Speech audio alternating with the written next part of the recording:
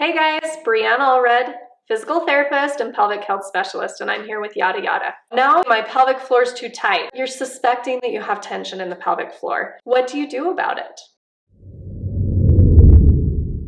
If you've watched my symptoms of a tight pelvic floor video, you'll know kind of what this looks like. Now, pelvic pain, endometriosis, those were a couple other things I forgot to mention previously, but those can also cause tension or tightness within the pelvic floor. So the first thing I want you to know is how to localize these muscles.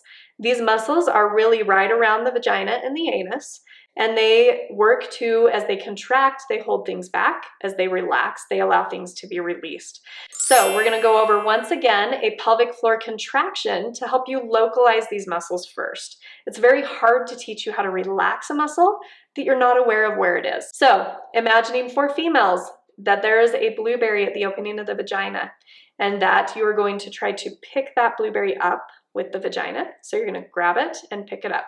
And then you would feel kind of, what does your body feel when you let go of that blueberry? That would be more of the relaxation, or what we would call as physical therapists, down training. The muscles are too tight, they're way up. We're trying to down train them. And so for a male patient, this would often look like, okay, localizing the pelvic floor, imagining you're trying to draw the testicles and the penis towards the body, or trying to shorten the penis, and then feel what it feels like when you let that go.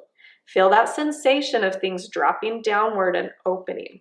The relaxation's a little bit harder to feel, and often having a pelvic floor physical therapist on your team and assessing this to give you that correct feedback that you're doing this correctly can be very, very helpful. So if you're struggling with these issues, I would recommend seeking that professional advice. Now, for pelvic floor relaxation, I'm going to give you some of the common cues that I will use to help people be able to relax their pelvic floor. So relaxing the pelvic floor for a female patient. I imagine that you have a rosebud in the vagina. If you think of a rosebud, it starts really, really tight. And as it blooms, you start to see those petals loosen and open, and then it almost kind of blooms out towards you and the petals fall off the back. So imagining that you have that rosebud within the vagina and it needs to bloom. Now we could also imagine this for male patients or for female patients, or those struggling more with kind of the anorectal type disorders, the constipation, or kind of a anal pain. Sometimes with hemorrhoids, you may have these issues as well, specifically, of course, with anal fissures, those types of issues. Then you would want to kind of imagine maybe that rosebud happening in the anus area. Now, another descriptor that we will use is kind of a reverse Kegel description. So you would do a Kegel slightly, and then you would feel that relaxation start to happen as you let go, and then see if you can further that relaxation beyond the normal resting point. So our pelvic floor will have 3 levels that we should be able to sense within our body.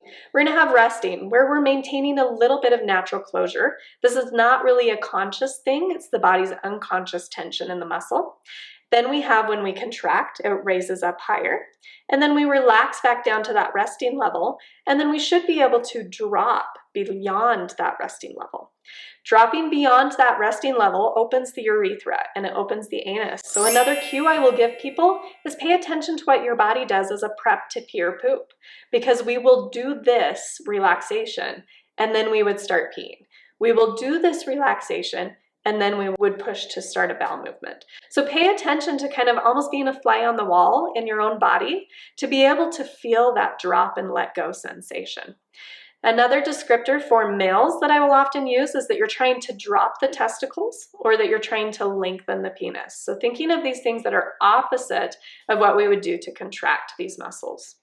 If you're struggling with being able to relax the pelvic floor, then a pelvic health specialist would be a very good idea as far as getting that professional help to give you options there. There are further treatments that they have at their disposal that can give you better awareness of what's happening in your body.